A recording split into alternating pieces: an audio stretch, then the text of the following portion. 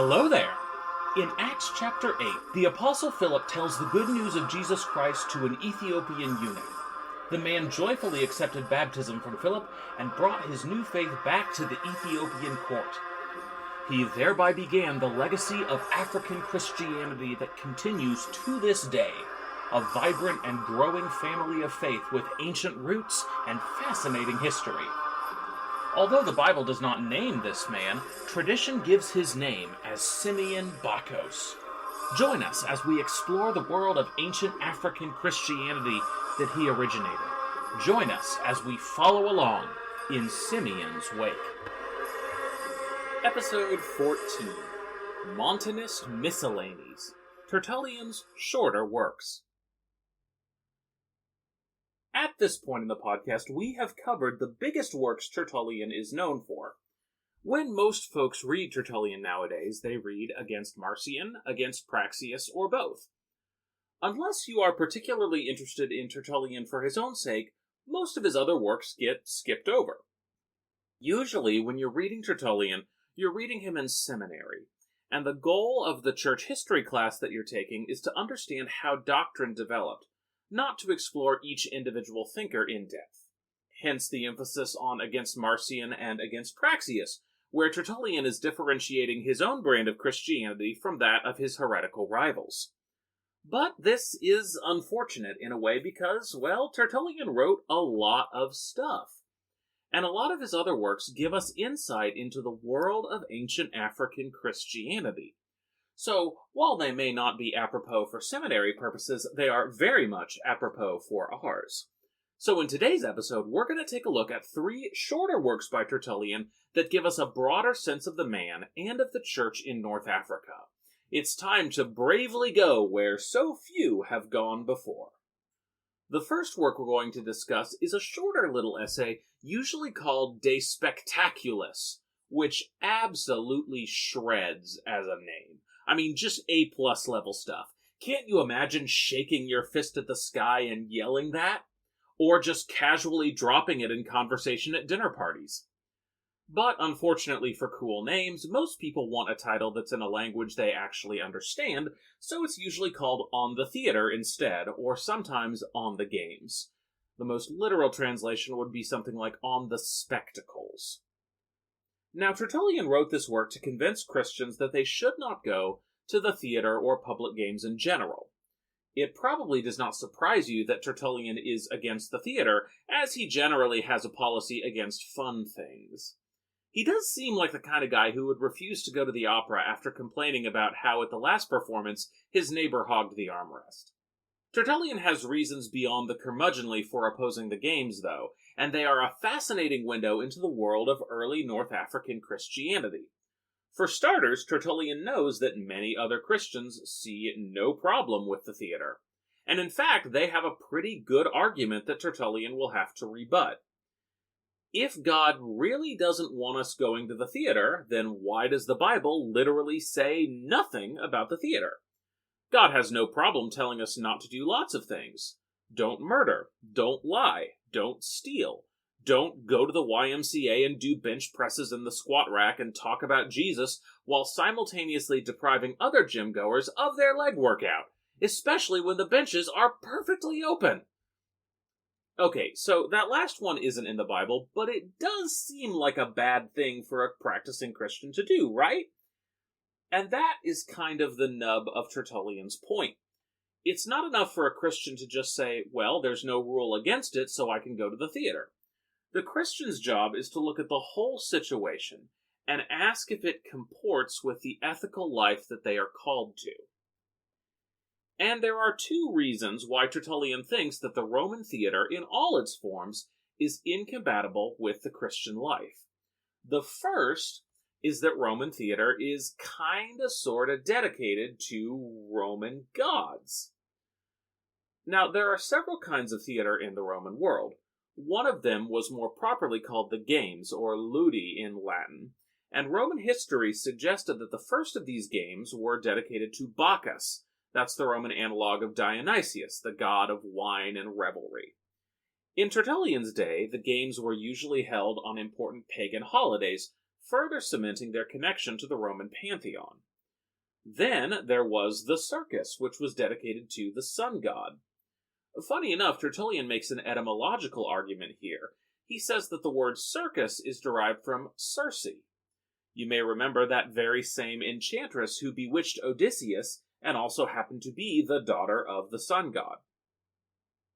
So, Tertullian says, those are dedicated to gods we believe are false, therefore you shouldn't go to them. Clear enough. However, neither of those particular kinds of spectacles are really what we think of as theater. I mean, sure, there's a crowd and games, but where is the passion, the narrative conflict, the overwrought musical numbers at the end of Act 1? Now, ancient Rome did have theater in basically the same sense that we did, minus the overwrought musical numbers. Musical theater is really an American tradition. But Tertullian was not about to overlook their theater. He argues that the very first theatrical productions were dedicated to the goddess Venus. And that is most likely true. Greek amphitheaters tended to be dedicated to a particular god.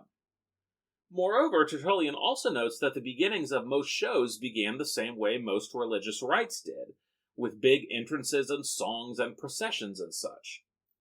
Which does make you wonder if ancient Roman priests were dancing into the temple of Hephaestus belting show tunes, but that's by the by. Now, if you are a theater lover like me, you might be tempted to argue back.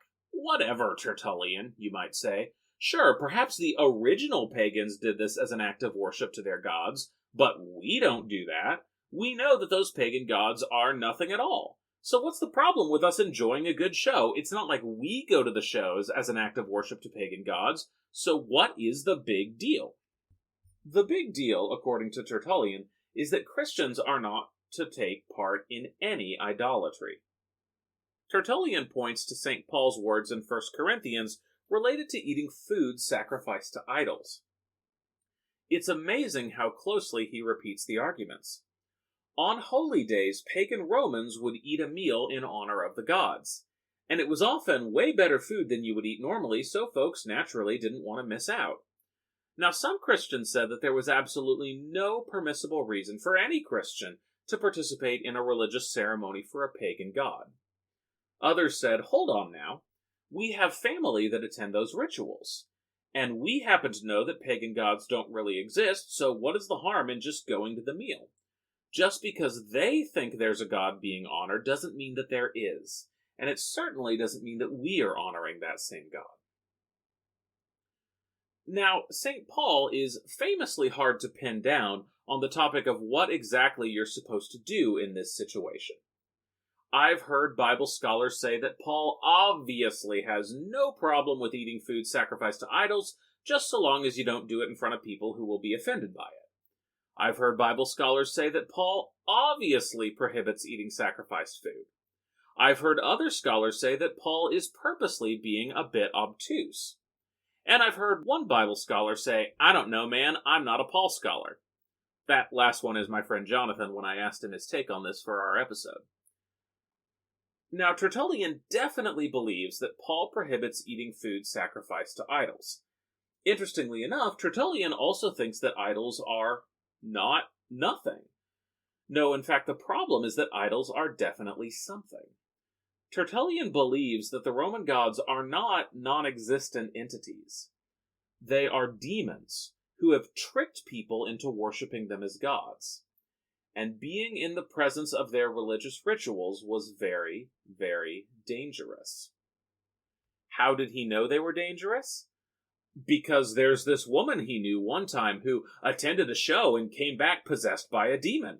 And they had to do a whole exorcism and everything, and the priest yelled at the demon to leave the Christian alone, and the demon was like, no man, she was totally in my territory. She came to the games, that's my ground, I was within my rights to take her. Or there was this other woman who went to see a show, and then she had a weird dream, and she was dead 5 days later. Yeah, man. Yeah. In Simeon's Wake, now brought to you by Rumors and Hearsay.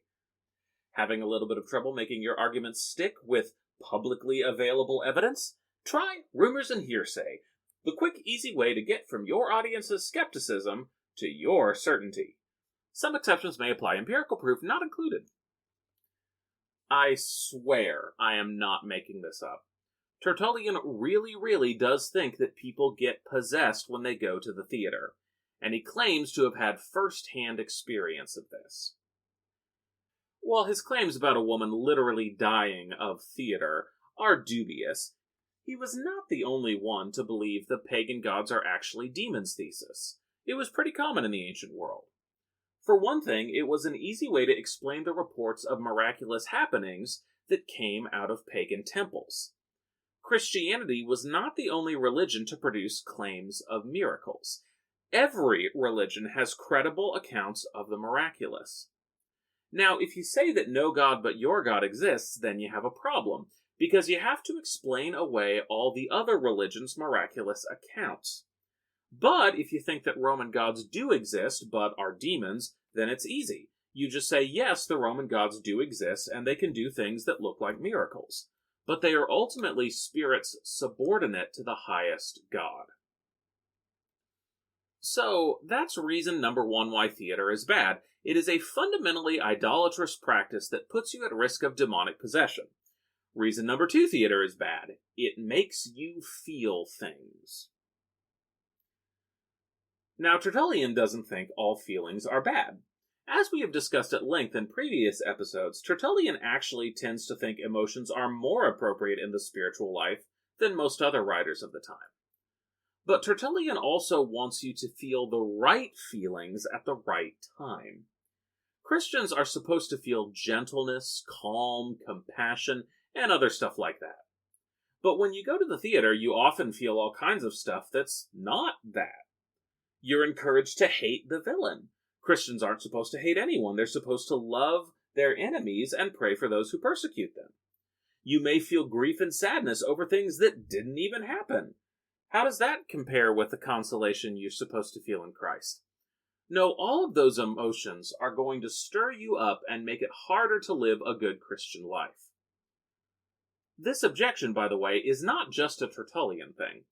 Lots of philosophical types, Christian or non-Christian, really didn't like the theater because of the way it tended to confuse people's emotions.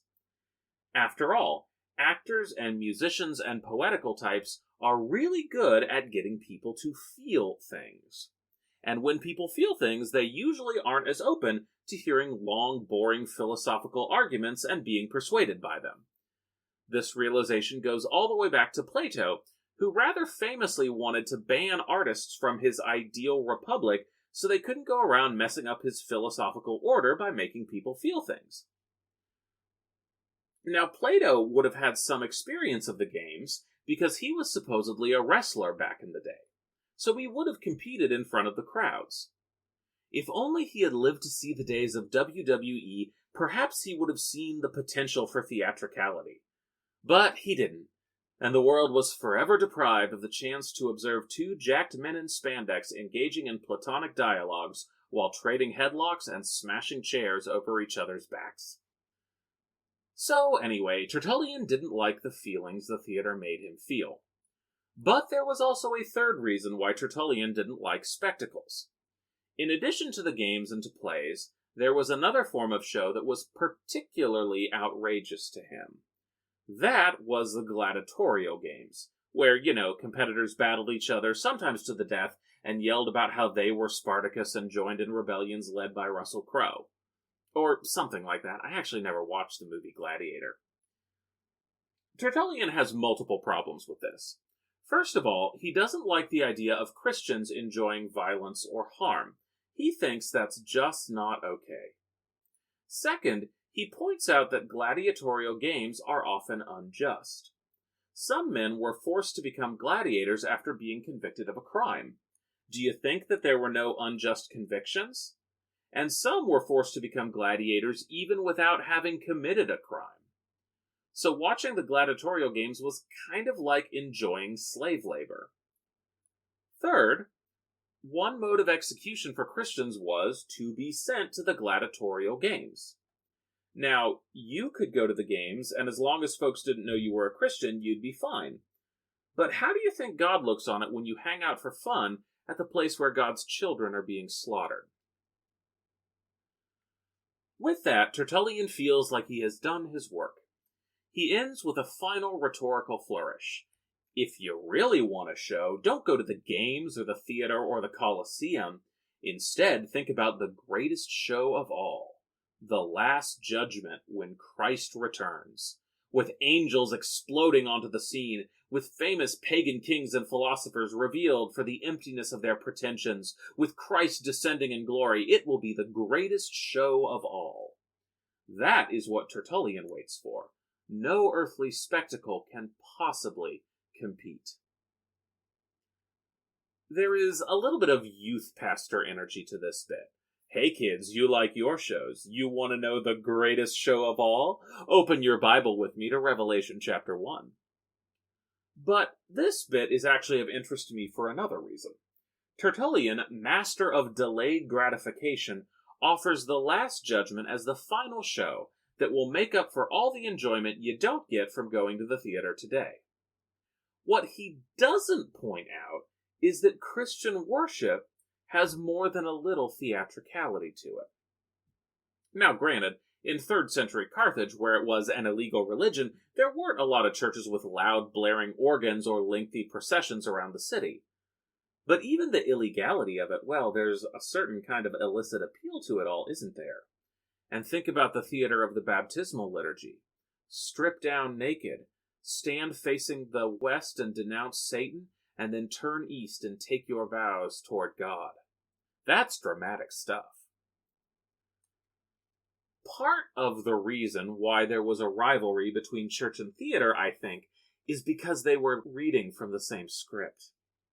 Both laid claim to the hearts of their participants, and the church would brook no rivals for allegiance to Christ. So that's text number 1. It's time to move on to our next titanic treatise from the titular Tertullian. So we're going to look at his Apologia, or as it would be known in English, the Defense. I know that Latin title makes it sound like he's apologizing, maybe for all those mean insults he came up with in his other books. But if there's one thing you should know about Tertullian by now, it's that he gives no ground. No, apology is not an apology in the modern sense. The word apologia means defense. Funny enough, that is what the English word apologize used to mean too, which kind of fits given that half the time when people are apologizing, they're actually making defenses of their behavior, so you shouldn't be mad at them. Tertullian is making a defense of the Christian religion against its pagan critics. This is a new kind of book for us. So far, we've only looked at the books that are addressed to other Christians. Now we're looking at something Tertullian wrote for the broader Roman audience. How does he begin such an extraordinary book? With a big, wordy speech. Some things never change with Tertullian. However, this speech also absolutely slaps, so I'm going to read it for you in old-timey English for extra vibes. So here it is, and I quote.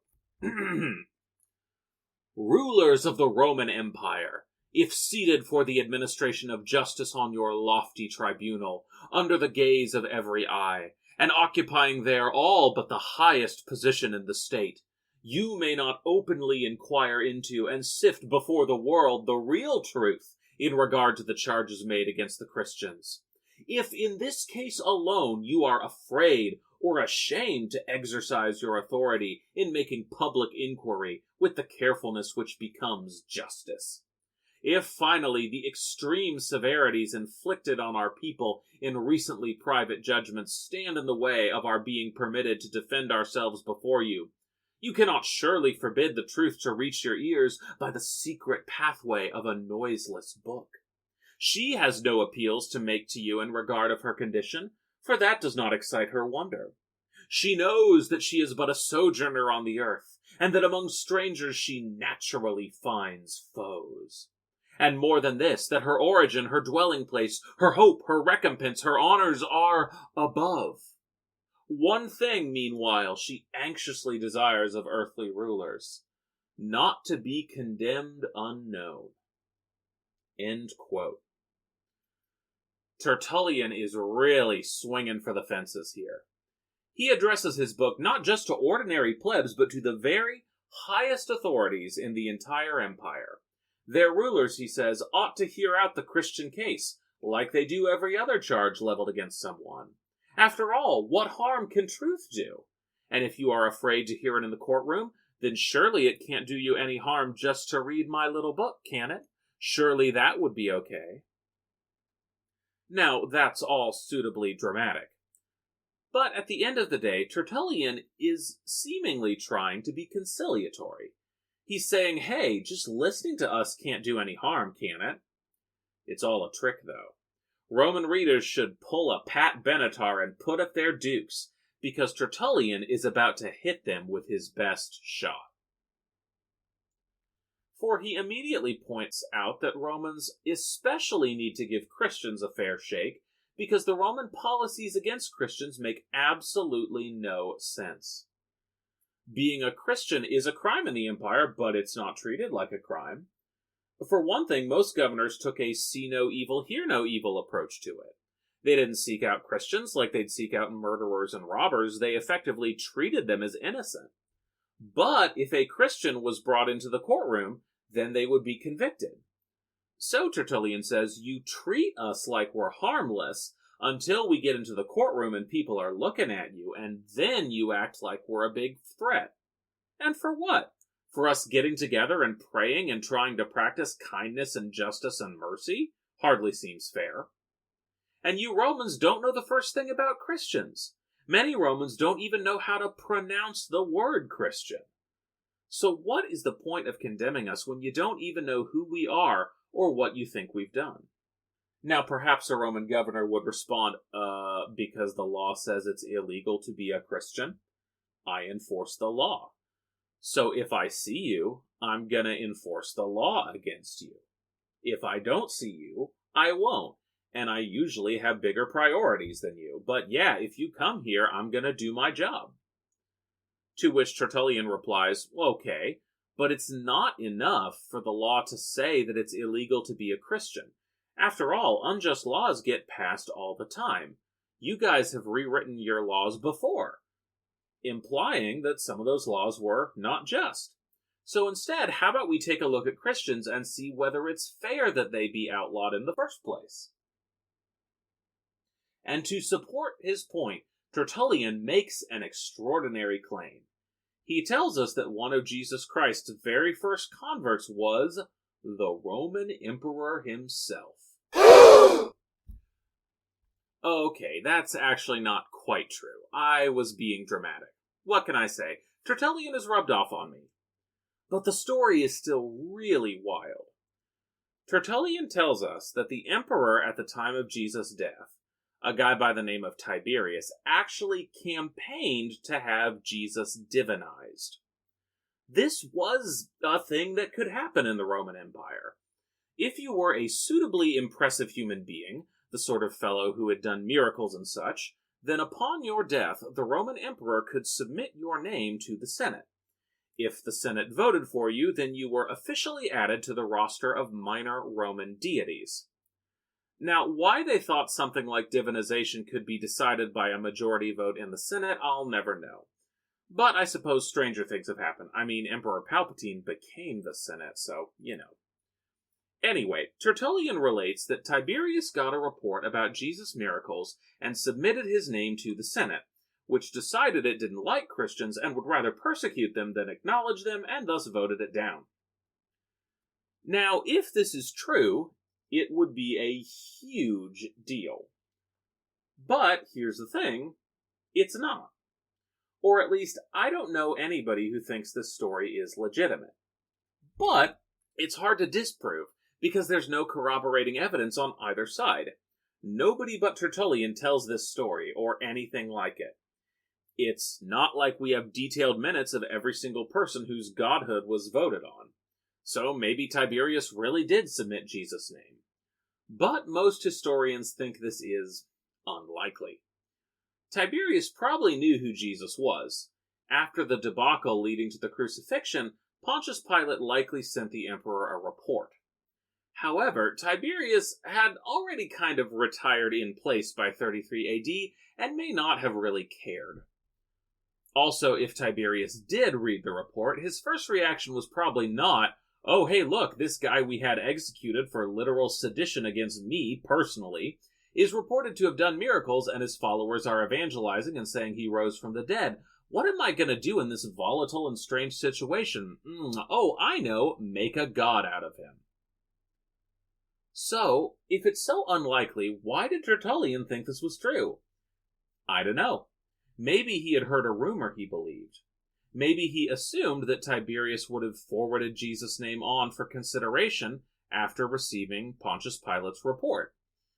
Actually, I could see a checked-out Tiberius just auto-forwarding the names of everybody he got to the Senate for voting on divinization. That would track.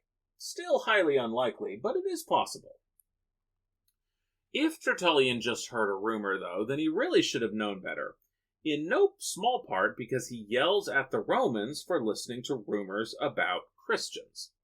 He starts listing the charges made against his co-religionists in order to refute them. The first charge is that, and if you have young ears in the car, you may want to skip ahead a few minutes here. Okay, all of the kiddos are gone? Well, good, because the first charge was that children were, on the menu of early Christian liturgies. Yet again in this episode, I have to promise you, I'm not making this up. Early Christians were charged with devouring infants during their worship. Tertullian makes 3 responses to this rumor. The first is that, no, we don't do that. And if you want proof that we don't do that, well, Roman soldiers have barged in and arrested us in church. Did they ever find children on the menu? Nope, sure didn't. So yeah, rumors, man. They get wild. His second response is that natural sympathy would prevent us from doing that. And here Tertullian gets unusually moving. Imagine, he says, that a child, perhaps your child, was placed in front of you. And imagine you were told that you could have eternal life if only you would butcher your beloved in front of you. Could you do it? No, surely not. Well then, don't go believing that Christians are so much colder than you. It's a striking gesture of emotional warmth, and one that makes me wonder what Tertullian made of the binding of Isaac. Third, Tertullian states, every accusation is projection. Christians don't sacrifice children, but members of the Roman Empire did. In fact, he claims that in the city of Carthage, child sacrifice was practiced until the time of Christ. Now, we covered this in an earlier episode. Tertullian seems to be referring to the practice of ancient Phoenicians, the same ethnic group as the Philistines in the Bible. Whether child sacrifice was actually still practiced by 0 AD is doubtful, but it was part of that culture's tradition. You may also know that the Roman god Saturn, his Greek analog would be Kronos, was famous in mythology for devouring his own children so they wouldn't rebel against him. Yet Tertullian is not letting that one go. If Romans are accusing Christians of child murder, maybe it's more a product of their own religious guilty consciences than anything that the Christians have done. But with that dismissed, Tertullian comes to the heart of the matter, that Christians are penalized for not worshipping the Roman pantheon. Now Tertullian has to admit the Romans have got him there. Christians do indeed decline to worship those divinities. Fortunately, he has an easy way out of this dilemma. He's just going to disprove the existence of every single Roman god. You heard that right. Tertullian dismisses the entire panoply of pagan gods in a few short paragraphs. Love him or hate him, there's no denying Tertullian has style. Here is his argument in brief. The Romans, by their own admission, worship gods who were once human beings. Now, if these folks became gods, there has to be some other god to deify them. Let's call that god the highest god.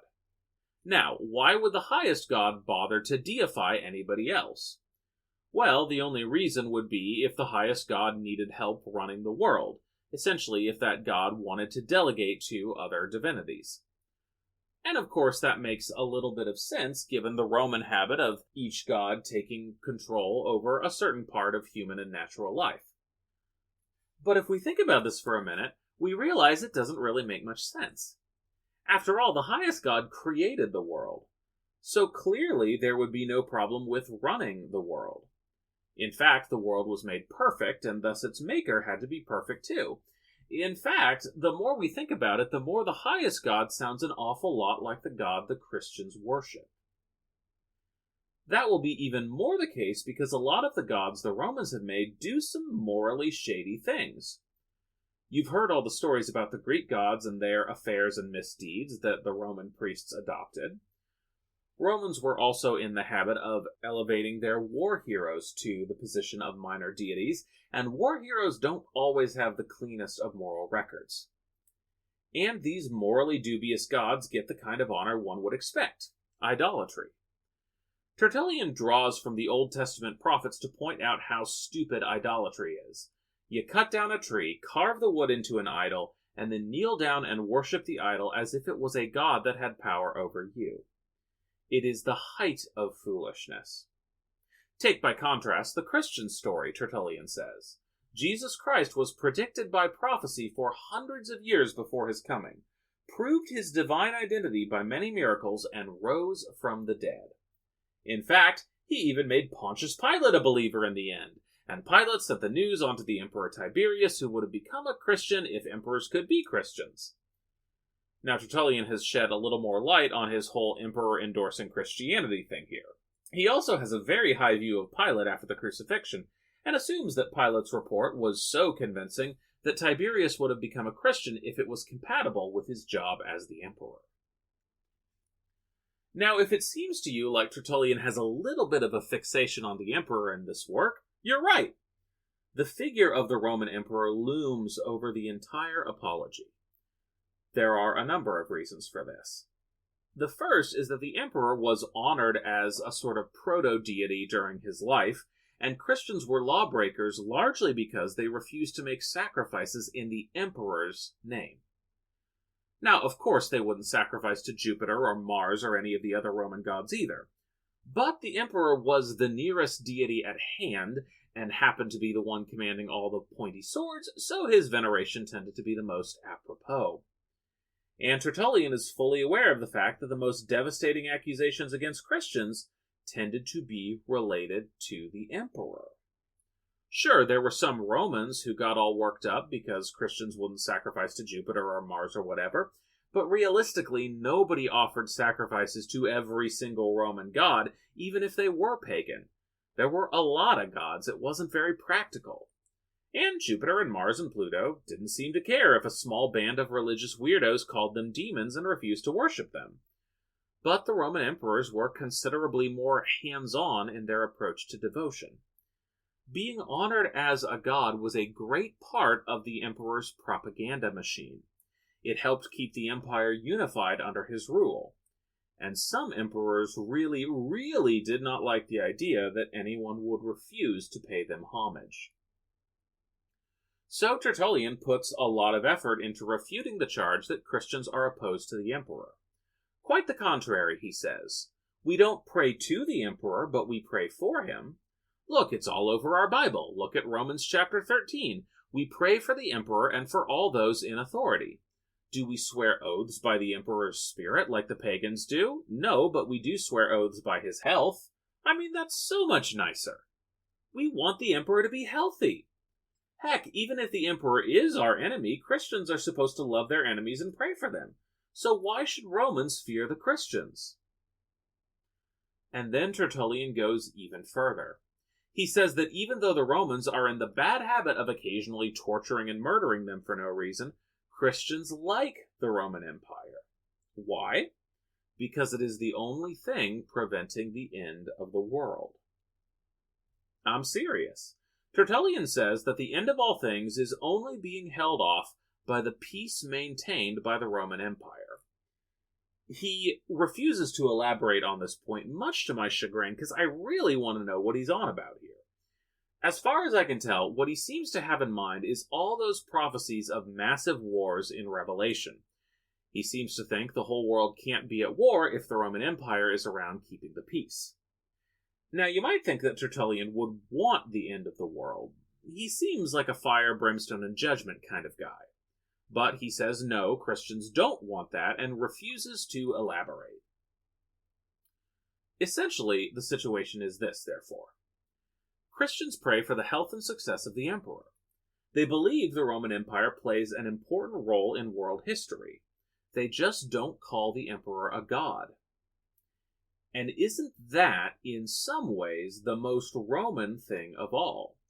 Because he goes back to Roman history and notes that the early emperors, Julius Caesar, Augustus, they didn't claim to be gods. They even rejected divine honors bestowed on them. So why should it be worth execution to simply extend that to the more recent emperors? Now, there is a lot going on here. I want to remind you of something we talked about in the intro episode to Tertullian, that Tertullian is very good at code switching.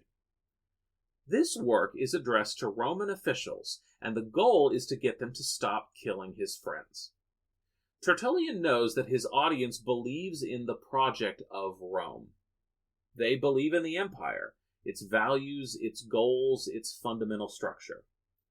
So whatever mistakes particular Romans might make, for Tertullian's audience, the Roman Empire is still the best thing since sliced bread.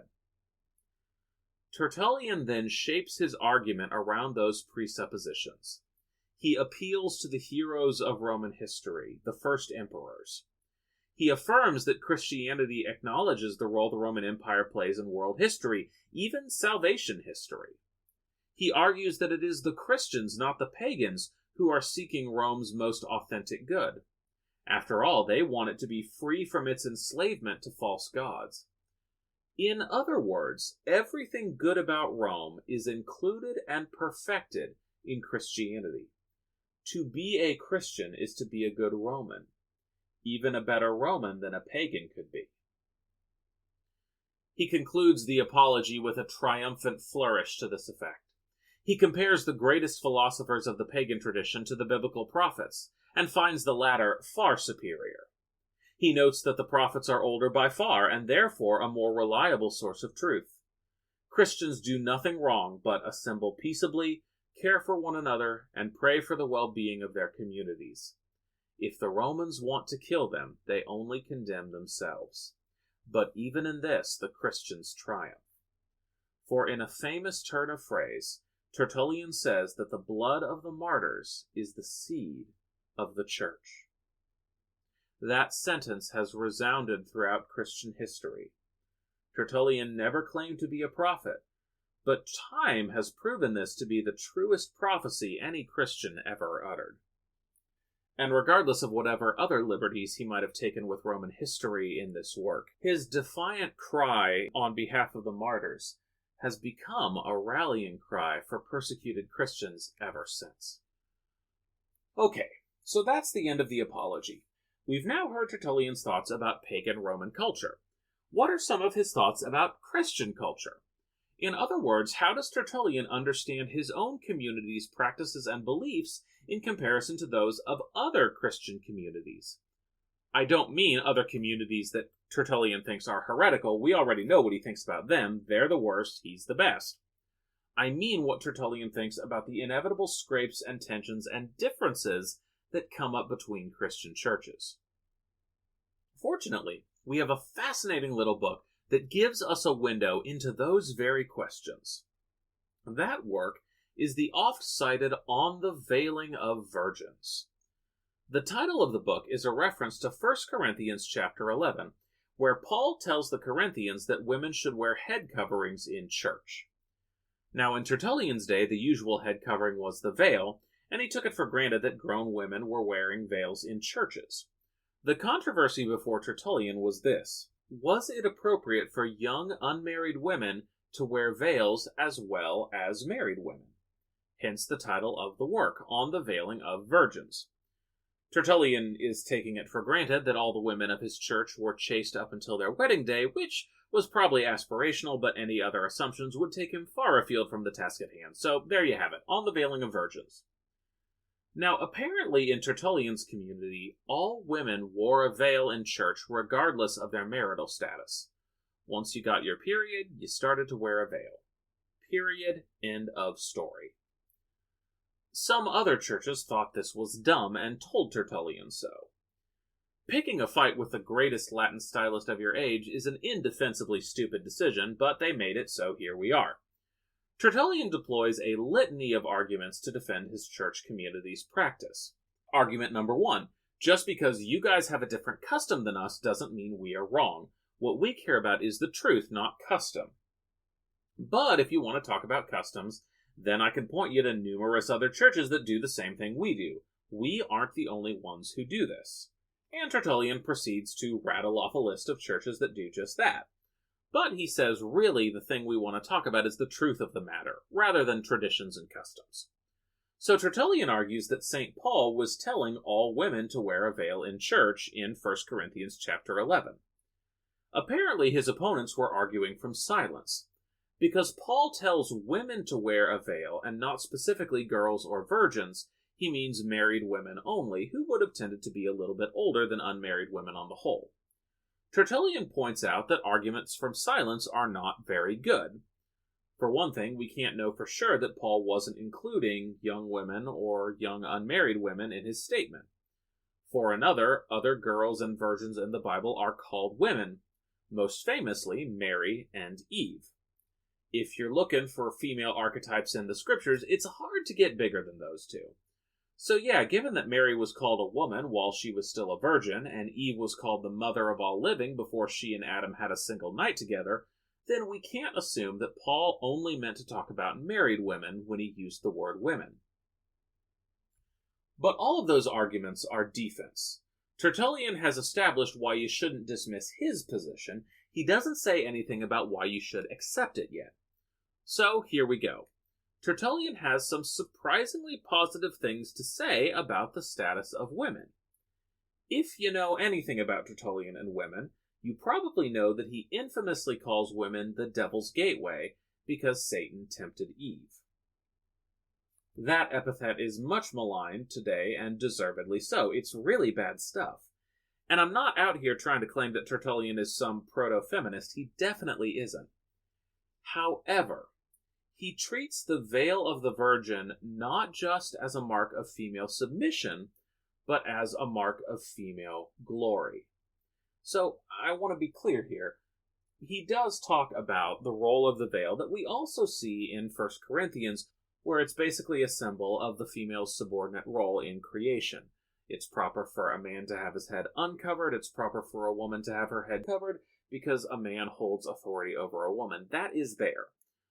But it's not the only thing Tertullian says. Tertullian points out that Paul calls a woman the glory of a man.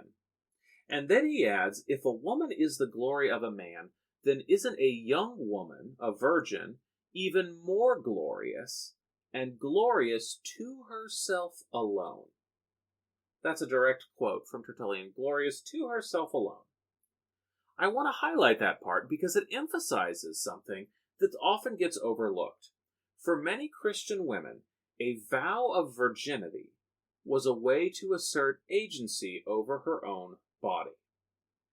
Women in the ancient world were legally and culturally the property of men. That was true of Christian women, and it was true of pagan women. Women were the property of their fathers until they married, when ownership passed to their husbands. But Christian women could make a different choice. They could choose to dedicate their lives to God and to live in celibacy outside the traditional patriarchal household. And even women who might choose not to be celibate their entire lives, well, in a Christian church, their period of virginity, of not being married to somebody, was celebrated by Tertullian. It was seen as a glorious thing. Now, of course, this is not the same thing as full liberation for women, not even close. But it was a relatively new avenue by which women could take control of their bodies in a system designed to prevent that.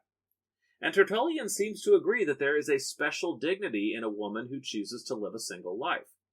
She has glory in herself, precisely because she has no man. But there is also another reason why women should veil their heads, and that is because they are blessed with a lot of hair. Tertullian says that a woman's hair quote, covers the very citadel of the head by being massed together upon the crown, end quote. Which is an oddly martial way to compliment someone's volume, but there you go.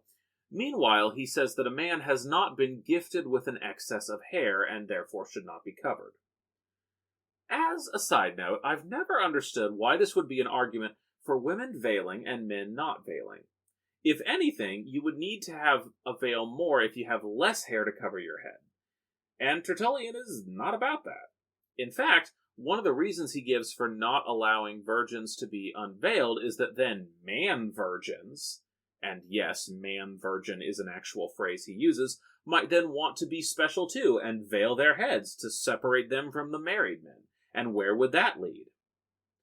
To killer death cicadas on your head. Once again, friends, I am not joking. Tertullian starts speculating about what man-virgins will wear on their head. Will they choose a feather like some Roman tribes do? Or maybe they'll get some cool Celtic tattoos on their body. Or maybe they will wear cicadas like they do in Athens. In Simeon's Wake is now brought to you by North Africa's next top model. This season, Doom Cicada is chic. Be the talk of the town this party season, with everyone's favorite accessory. Giant screaming cicadas all on your head. It brings a nice pizzazzy touch of green and black to any outfit, and if you're hungry, free protein. Cicada chic. For when apocalypse meets Acropolis. Okay, you've got me.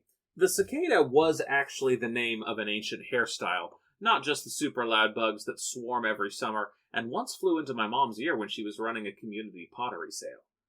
But still, isn't it fun to imagine the utter chaos that would ensue if that's what Tertullian had meant?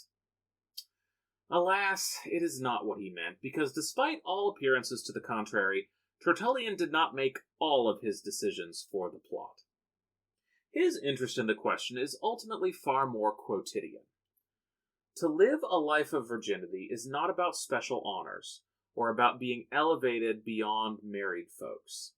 So for a virgin to have special honors or special dress above and beyond others defeats the purpose. It goes against humility. And so, Tertullian says, our virgins don't put on airs about it.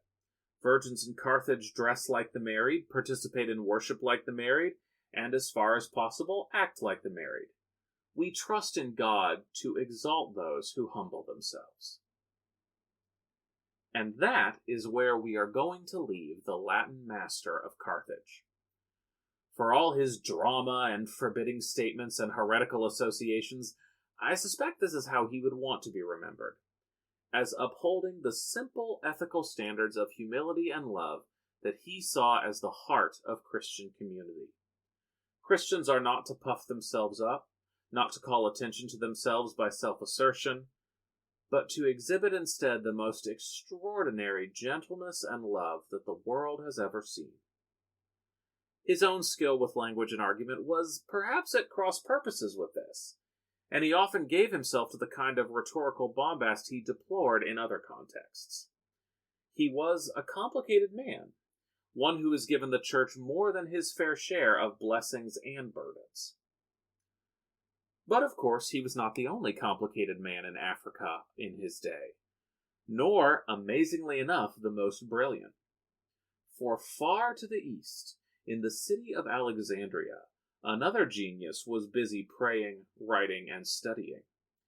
He was also the heir to that Greek tradition Tertullian knew so well, but instead of translating it, he adapted it and built upon it. In fact, he built so well that he is often cited as the first systematic theologian, the first biblical scholar that the church produced. He was the culmination of well over 100 years of faithful reflection, and the origin of so much more reflection. It's time to chart a course back to Egypt for the next portion of Simeon's Wake. Thank you for listening to In Simeon's Wake, part of the Earth and Altar Podcast Network. If you liked the episode, please leave it a review and drop a like on that episode at your earliest convenience. Or even before. It's nice. If you'd like to support this work, head on over to patreon.com/Ben Wyatt. That's patreon.com/Ben Wyatt. WYATT. Until next time, stay curious.